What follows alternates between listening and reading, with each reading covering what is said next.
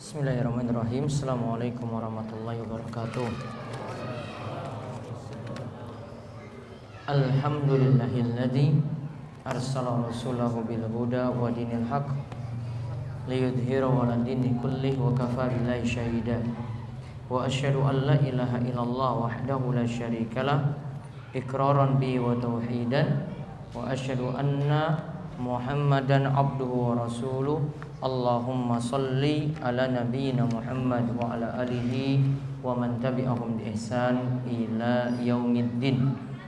Allahumma inna nas'aluka ilman nafi'a wa rizqan thayyiba wa amalan mutaqabbala. Allahumma inna na'udzubika min zawali ni'matik wa tahawuli afiyatik wa fujaati nikmatik wa jami'i sakhatik.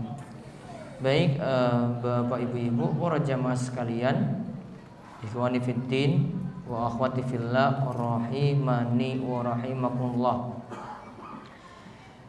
Puji syukur kita panjatkan pada Allah atas nikmat dan karunia yang telah Allah anugerahkan pada kita sekalian, sehingga kita dimudahkan kembali untuk berada dalam majelis yang mulia ini. Kembali kita mengkaji kitab Riyadhus Shalihin karya Imam Yahya bin Syaraf An-Nawawi. Baik, diperhatikan lagi sekarang edisi ke-36. Kita lihat hadis 1447 dari kitab Riyadhus Shalihin, masih dalam bab fadlu, keutamaan halaqah dzikir.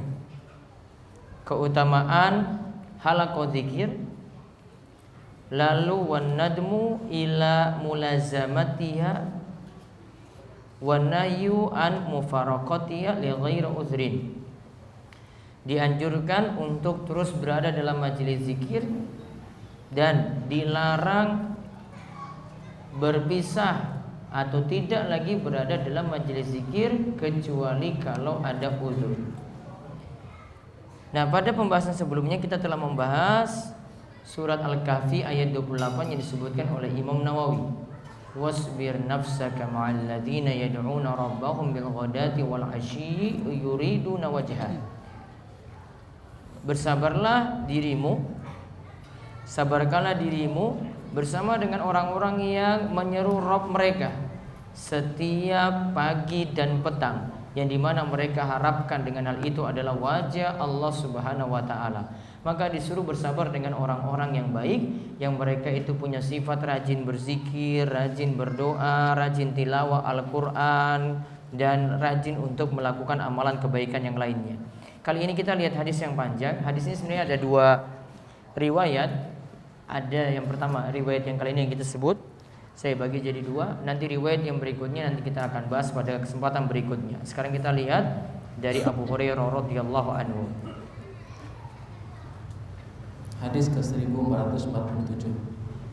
An Abi Hurairah radhiyallahu anhu qala Rasulullah sallallahu alaihi wasallam, inna Allah ta'ala malaikatan yatufuna fi turuqi yaltamisuna ahla dzikr فإذا وجدوا قوما يذكرون الله عز وجل تنادوا هلموا إلى حاجتكم فيحفونهم بأجنحتهم إلى السماء الدنيا فيسألهم ربهم وهو أعلم ما يقول عبادي قال يقولون يسبحونك ويكبرونك ويحمدونك ويمجدونك فيقول هل رأوني فيقولون لا والله ما رأوك فيقول كيف لو رأوني قال يقولون لو رأوك كانوا أشد لك عبادة وأشد لك تمجيدا وأكثر لك تسبيحا فيقول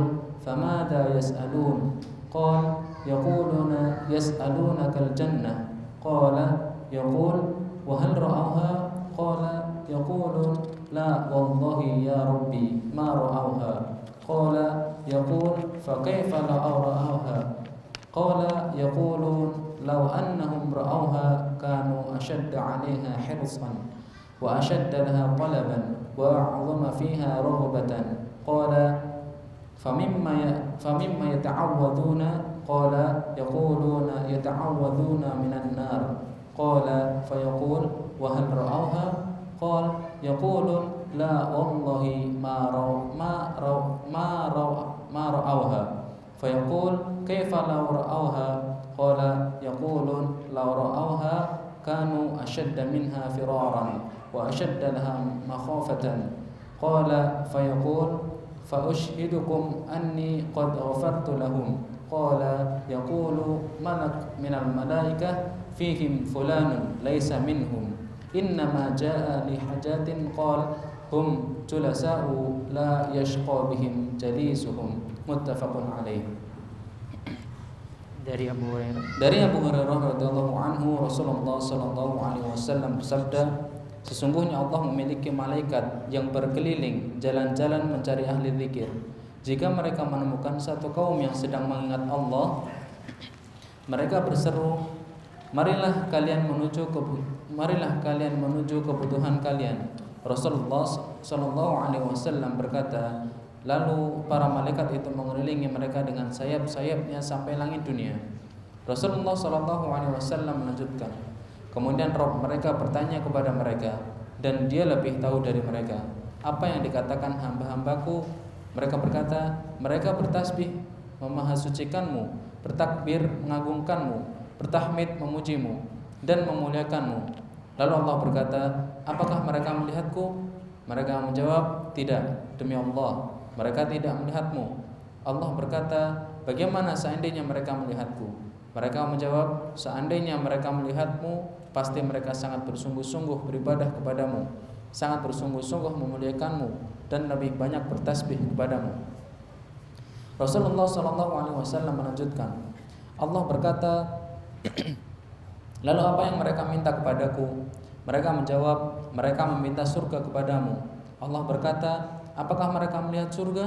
Mereka menjawab, tidak, demi Allah, wahai Rabb, mereka tidak melihatnya. Allah berkata, bagaimana seandainya mereka melihatnya? Mereka menjawab, seandainya mereka melihatnya, mereka pasti sangat bersungguh-sungguh untuk mendapatkannya, sangat bersungguh-sungguh untuk memintanya, dan sangat menginginkannya. Rasulullah SAW berkata, Allah berkata, lalu dari apa mereka meminta perlindungan? Mereka menjawab, dari api neraka. Allah berkata, apakah mereka melihatnya? Mereka menjawab, tidak, demi Allah, mereka tidak melihatnya. Allah berkata, bagaimana seandainya mereka melihatnya? Mereka menjawab, seandainya mereka melihatnya, pasti mereka sangat bersungguh-sungguh lari darinya dan sangat takut kepadanya. Beliau melanjutkan, Allah berkata, maka aku bersaksikan kepada kalian, sesungguhnya aku telah mengampuni mereka. Salah satu malaikat pun berkata, namun di antara mereka ada si fulan, dan ia bukan bagian dari mereka. Ia datang hanya karena ada keperluan. Allah menjawab, mereka semua adalah teman duduk, dan tidak ada sengsara orang yang duduk bermajelis bersama dengan mereka. Muttafaqun alaih. Baik, kita lihat hadis yang panjang menjelaskan tentang halaqah zikir. Namun Bapak Ibu-ibu para jamaah sekalian, halaqah zikir di sini perlu dipahami tidak seperti gambaran kita bahwasanya halaqah zikir kumpul kemudian zikir bareng-bareng. Nanti akan dijelaskan oleh Syekh Muhammad bin Shalih Al-Utsaimin di sini, dan beberapa penjelasan para ulama nanti akan menjelaskan hal yang berbeda, tidak secara tekstual seperti yang kita pahami di kenyataan. Yang dimaksudkan halaqah zikir di sini adalah tidak mesti dikomandoi, tidak mesti dipimpin oleh seorang, cukup seseorang berada di masjid, laksanakan sholat subuh, laksanakan sholat asar. Setelah sholat subuh mereka itu berzikir, setelah sholat asar mereka juga berzikir. Masing-masing berzikir untuk kepentingannya sendiri-sendiri, masing-masing berdoa untuk kepentingannya sendiri-sendiri, masing-masing nanti membaca Al-Quran juga untuk keperluannya sendiri-sendiri. Nah, itu yang disebut dengan halaqah zikir.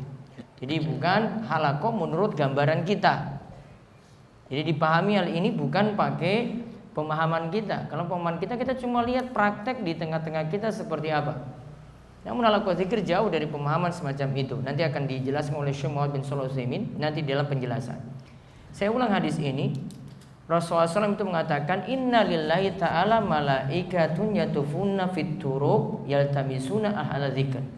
Ada malaikat yang bertugas untuk cari-cari Di manakah majelis-majelis zikir? Majelis ilmu ini juga termasuk majelis zikir.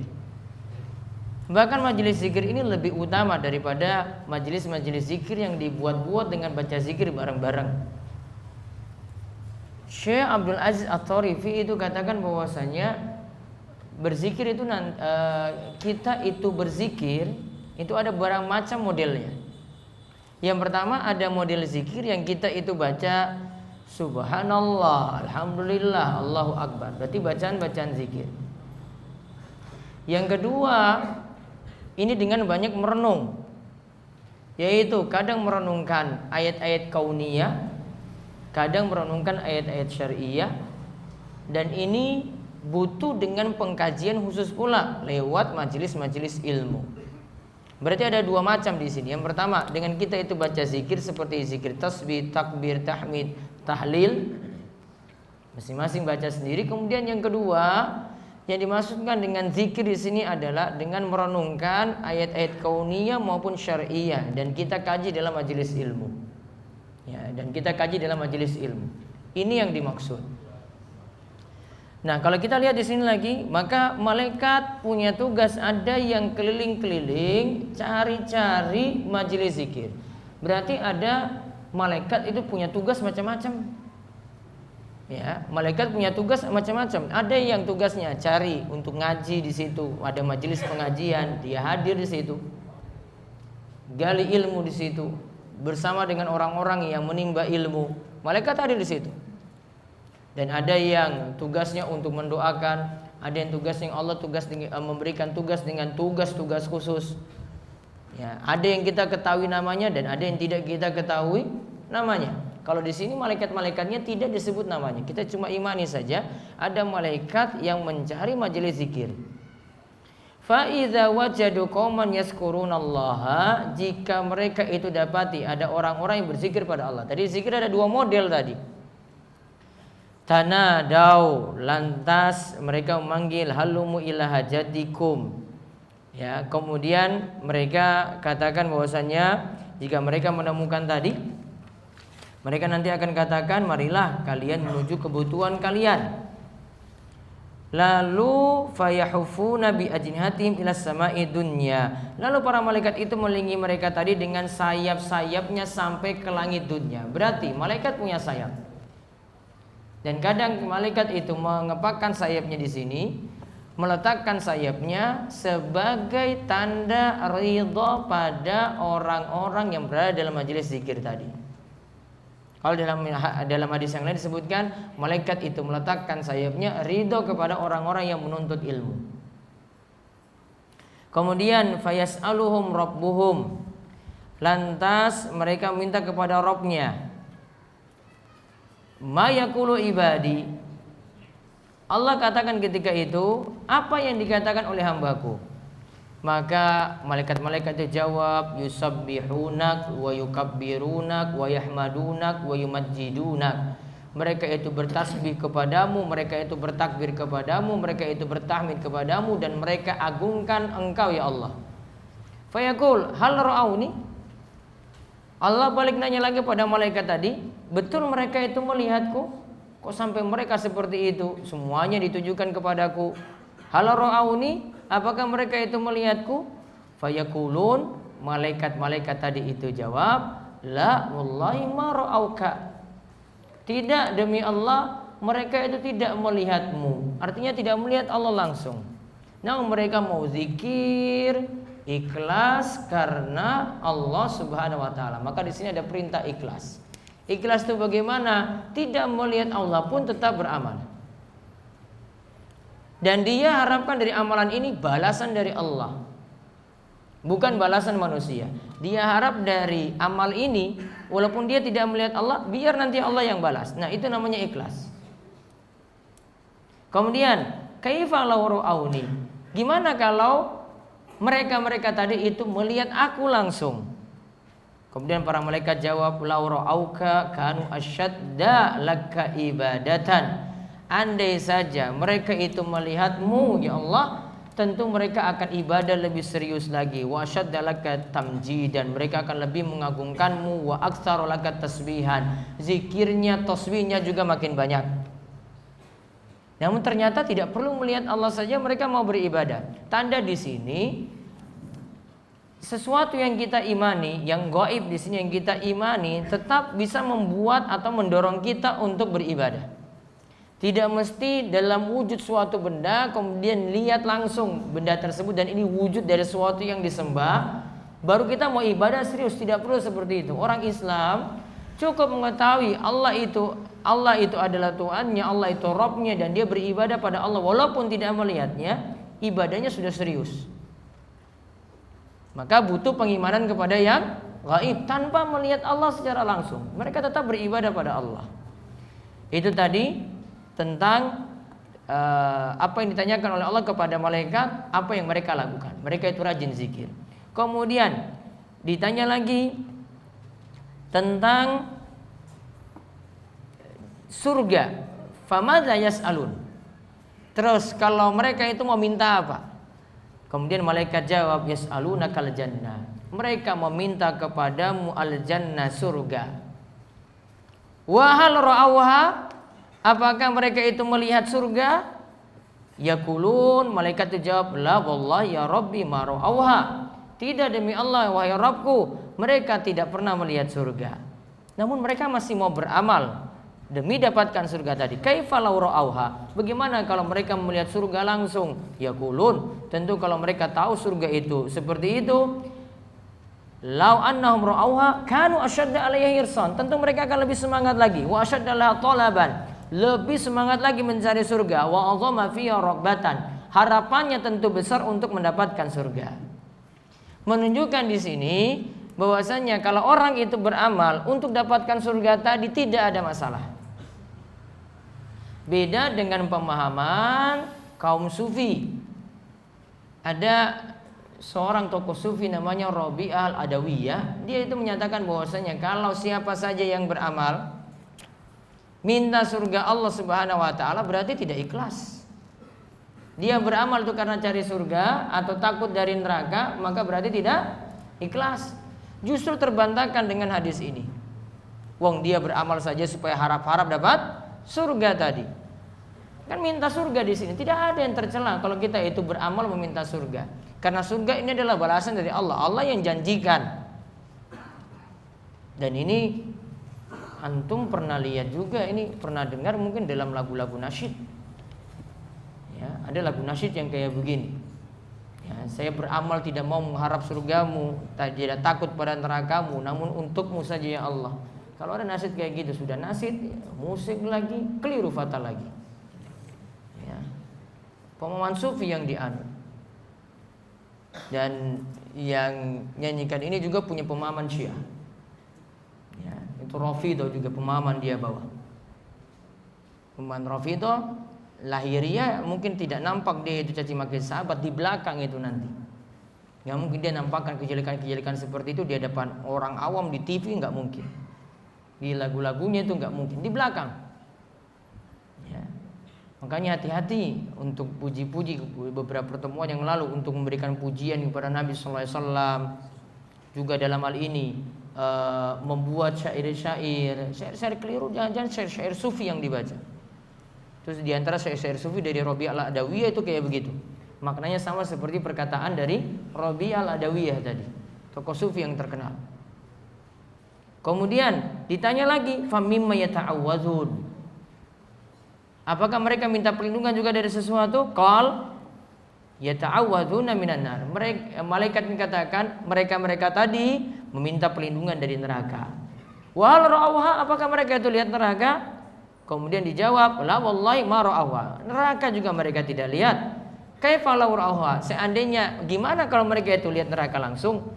Yaqulun, tentu saja kata malaikat, law ra'awha kanu asyadda minha firaran. Tentu kalau tahu neraka itu bagaimana, lebih-lebih lagi mereka semangat untuk menjauhi neraka. Firar, lari dari neraka. Wa asyadda laha makhafatan. Kalau mereka tahu neraka, lebih dahsyat lagi ketakutannya kepada Allah Subhanahu wa taala, kepada neraka tadi, sehingga mereka semangat untuk beramal tinggalkan maksiat. Fayaqul fa ushidukum anni qad ghafartu lahum. Aku bersaksi kepada kalian, aku telah memaafkan kesalahan-kesalahan mereka. Berarti kesalahan-kesalahan tadi diampuni karena 3 hal berarti. Yang pertama apa? Berzikir. Yang kedua, harap surga. Yang ketiga, takut kepada neraka. Yang pertama berzikir, yang kedua harap surga, minta surga kepada Allah. Yang ketiga, takut kepada neraka. Jadi mereka juga lakukan hal yang mengantarkan kepada surga dan juga hal yang menjauhkan mereka dari neraka.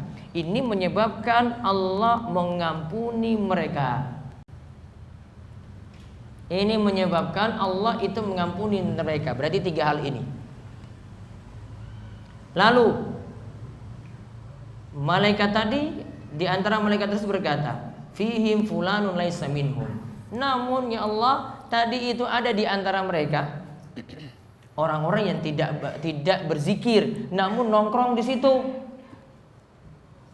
Terus inna majali hajatin, dia datang situ bukan karena majelis zikir tadi, karena ada keperluan. Namun dia bareng berteman dengan orang-orang yang berada di majelis zikir tadi.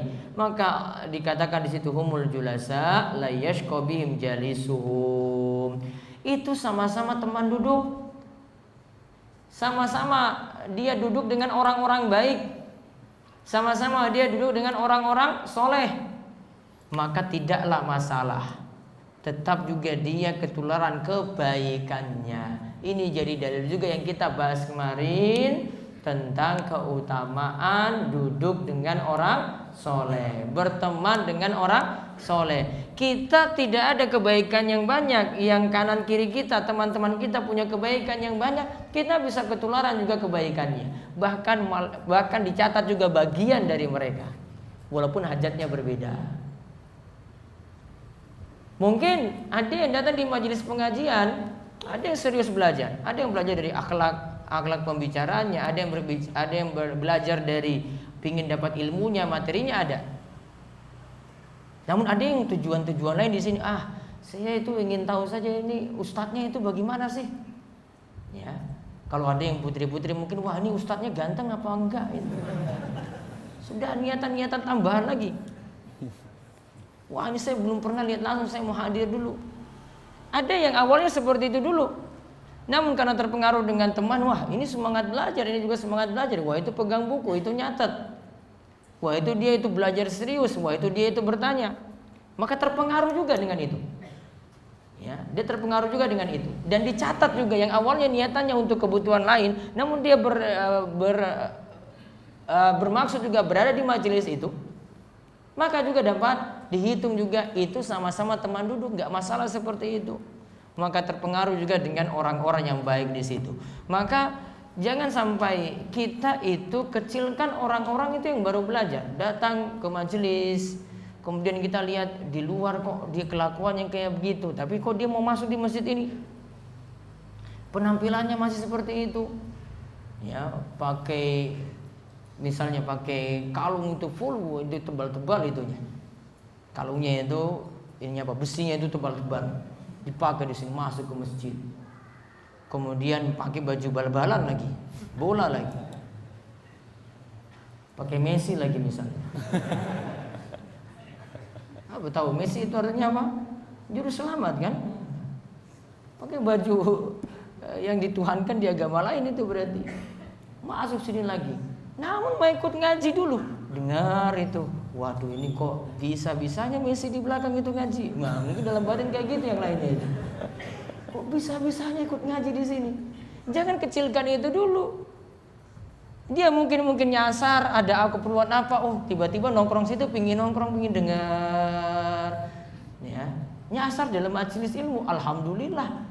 Mudah-mudahan minggu depan nanti datang lagi pakai baju koko jadinya ya kan? Kita nggak tahu hidayah itu bagaimana. Ya, kita nggak tahu hidayah itu bagaimana. Karena Allah yang bolak-balikkan hati dia. Dia awalnya cuma iseng saja dengar. Tiba-tiba misalnya tertarik, besok-besoknya datang lagi. Awalnya cuma seperti itu dulu. Pakai pakaian biasa, orang-orang mungkin kecilkan dia itu, wah, masa kayak begitu ngaji di sini. Ya. Pakai ada gelangnya di sini, ada kalungnya lagi, mungkin tatoan lagi. Wah, sudah pikirannya lain-lain ini. Keluar masjid tarik rokok lagi. Wah, ini orang apa ini masuk di sini? Sudah pikirannya lain. Bisa jadi dia dapat hidayah yang banyak. Boleh jadi kita yang ngaji awal-awal, kita yang futur duluan setelah ini. Dia yang malah istiqomah. Ada orang yang jahat seperti itu, namun dia dapat hidayah itu yang langgeng. Kita mungkin dapat hidayah itu pas-pasan saja. Cuma mungkin pas ketika ini saja kita bareng-bareng di kampus, sudah. Setelah ini kita nggak tahu bisa istiqomah atau tidak. Dia yang dapat istiqomah terus. Walaupun tadi punya tato mungkin dari badan, dari mungkin kepalanya saja enggak, badan sampai kaki, ujung kaki ada. Mungkin dia nanti jadi lebih baik setelah itu. Jadi jangan kecilkan orang. Ya. Jangan dulu suuzon pada orang. Biar dulu dia nanti belajar terus. Nah ini ditunjukkan di sini. Ada nggak punya hajat untuk ngaji, namun nongkrong di situ dicatat tadi.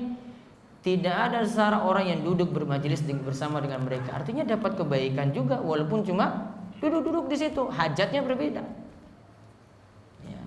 Terus kita lihat dari hadis yang panjang tadi, nanti satu riwayat lagi panjang juga seperti itu. Saya akan sebutkan lagi faedahnya. Namun untuk riwayat ini dulu saya sebutkan. Ini perkataan dari Syekh Muhammad bin Shalih Al-Utsaimin di bawah ini. Monggo dibaca. Penjelasan hadis. Dalam hadis ini terdapat keutamaan majelis orang saleh. Majelis bersama orang saleh akan memudahkan rahmat Allah itu datang, meskipun kita belum tentu sama dengan mereka.